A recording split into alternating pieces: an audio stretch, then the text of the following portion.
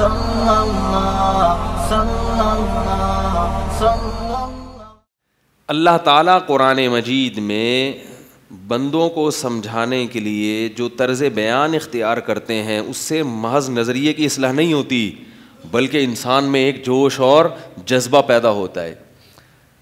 تبھی تو قرآن بیان کرتا ہے وَإِذَا سَمِعُوا مَا أُنزِلَ إِلَى الرَّسُولِ تَرَىٰ أَعْيُنَهُمْ تَفِيضُ مِنَ الدَّمْعِ، فرمائیے غیر مسلم جب دل کی گہرائیوں سے قرآن سنتے ہیں، دل کی مخالفت کی نیت سے نہیں، ضد اور ہٹ دھرمی کی نیت سے نہیں، بلکہ نیوٹرل ہو کے کہ ہمیں سیدھا راستہ مل جائے، فرمایا جب یہ اس نیت سے قرآن کی آیات سنتے ہیں تَرَىٰ أَعْيُنَهُمْ تَفِيضُ مِنَ الدَّمْعِ، تم دیکھو گے کہ ان کی آنکھیں آنسوؤں سے بہتی چلی جا رہی ہیں، بہتی چلی جا رہی ہیں۔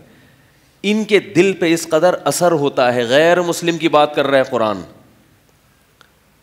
حالانکہ آپ 2 اور 2 4 کی طرح اگر کسی چیز کو دلیل سے ثابت کر دو تو محض وہ مان لے گا ہاں بھائی آپ سچ کہہ رہے ہو، میں غلط تھا، روئے گا تو نہیں۔ دیکھو جب مناظرے ہوتے ہیں، مناظرے دیکھے ہوں گے نا آپ نے، 2 فریق بیٹھتے ہیں، ادھر غیر مسلم اور مسلم بیٹھا، ادھر دیوبندی بریلوی بیٹھے، ادھر دیوبندی اہل حدیث بیٹھے، ادھر فلانا وہ 3 طلاق کو ایک کہتا ہے، وہ 3 کہتا ہے، وہ یوں کہتا ہے، وہ بیٹھے، مناظرہ ہوا تو مناظرے میں ایک فریق جیتتا ہے، دوسرا ہار جاتا ہے، کیا خیال ہے؟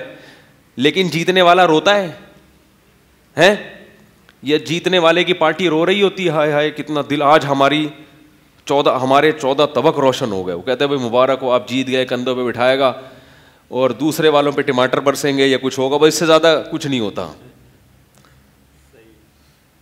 مناظرے میں جب آپ جیتتے ہیں تو کوئی روحانی کیفیات نہیں ہوتی، بلکہ روحانیت کا بیڑا غرق ہو جاتا ہے۔ روحانیت کا کیا ہو جاتا ہے؟ بیڑا غرق ہو جاتا ہے اور دل کالا ہو جاتا ہے، اکثر دل کالا ہو جاتا ہے، نفرتیں، لڑائیاں، جھگڑے، یہ چیزیں پیدا ہوتی ہیں۔ لیکن قرآن کا جو مناظرہ ہے، قرآن بھی ڈیبیٹ کرتا ہے غیر مسلموں سے، تو قرآن کہتا ہے کہ قرآن جب غیر مسلموں سے ڈیبیٹ کرتا ہے، بحث کرتا ہے، ان کے نظریات پہ زد پڑتی ہے، اور وہ جب قرآن سنتے ہیں تو قرآن کا انداز بیان ایسا میٹھا اور ایسا چاشنی ہے اس میں، اور ایسے ثابت کرتا ہے حق کو کہ ان میں جو لوگ واقعی حق کی نیت اور حق کے تلاش کی نیت سے قرآن سنتے ہیں تو اللہ کہتے ہیں تم ان کی آنکھوں کو دیکھو گے، تَرَىٰ أَعْيُنَهُمْ تَفِيضُ مِنَ الدَّمْعِ، فرمایا ان کی آنکھیں آنسوؤں میں بہتی چلی جا رہی۔ یہ بھی انداز دیکھو، قرآن یہ بھی تو کہہ سکتا تھا کہ ان کی آنکھوں سے آنسو بہنا شروع ہو جاتے ہیں، یعنی اس بات کو بھی قرآن نے ایسے انداز سے بیان کیا کہ اس واقعے سے بھی انسان کی آنکھوں سے آنسو نکل جائیں۔ فرمایا تم دیکھو گے ان کی آنکھوں کو، تم دیکھو گے کہ ان کی آنکھوں کو، کہ کیا ہو رہا ہے ان کی آنکھوں کو، تفیضو، وہ آنکھیں بہنا شروع ہو گئی ہیں، من الدم، آنسوؤں سے۔ حالانکہ آنکھیں نہیں بہتی، بہتے کیا ہیں؟ بولو نا یار، کچھ تو بولو بھائی، اللہ کا واسطہ۔ ایک بندہ بٹھانا پڑے گا کرائے پہ 5-10 آدمی بولنے کے لیے خالی، تاکہ مجھے بھی تو جوش پیدا ہو نا، کچھ سامنے والوں کا اثر پڑتا ہے نا بولنے والے پر۔ تو تفیض من الدم، ان کی ہونا کیا چاہیے؟ ان کی آنکھوں سے آنسو بہتے ہیں۔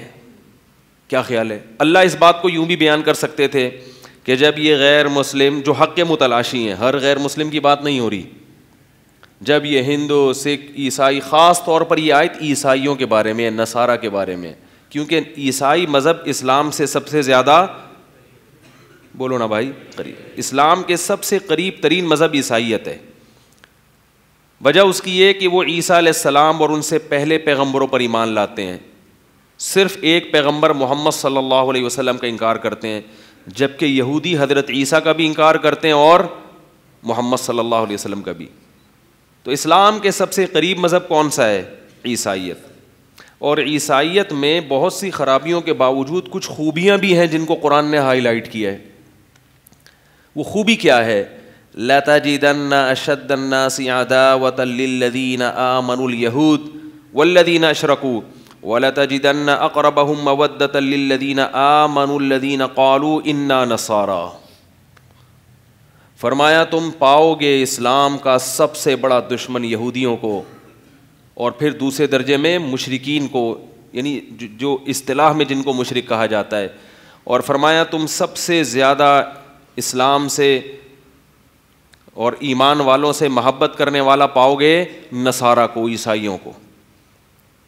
ذالک بأن منہم قسیسین ورہبانا وانہم لا یستکبرون.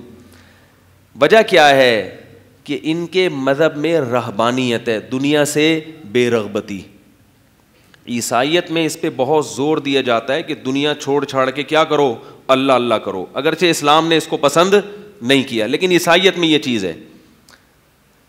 تو اس کے کچھ نیگیٹو اثرات بھی ہوتے ہیں کہ جب آپ دنیا چھوڑ دو گے تو معاشرے میں سروائیو نہیں کر سکو گے، آپ کی نسل نہیں بڑھے گی، اور بہت سارے نقصانات ہیں. جس دنیا میں کی لگام اللہ آپ کے ہاتھ میں دینا چاہتا ہے آپ اسی کو چھوڑ دو گے. لیکن اس کا ایک فائدہ یہ ہے کہ اس سے دنیا کی محبت کیا ہو جاتی ہے، کم. اور اسلام لانے میں سب سے بڑی رکاوٹ کیا ہے، دنیا. سب سے بڑی رکاوٹ کیا ہے، دنیا. حق کی راہ میں سب سے بڑی رکاوٹ یا تو شہرت یا پیسہ، اور رہبانیت ان دونوں چیزوں کے کیا ہے، مخالف ہے نا، اپوزٹ ہے، مخالف ہے، اس کی ضد ہے. رہبانیت کہتے ہیں آپ کو نہ شہرت کا شوق ہو نہ پیسے کا شوق. مفتی طارق مسعود صاحب کے بیانات سننے کے لیے youtube.com/مفتی طارق مسعود کو سبسکرائب کریں، اور اگر آپ لائیو ویڈیو کو کبھی بھی مس نہیں کرنا چاہتے ہیں تو سبسکرائب کرنے کے بعد بیل آئیکن پہ کلک کرنا مت بھولیں. جزاک اللہ.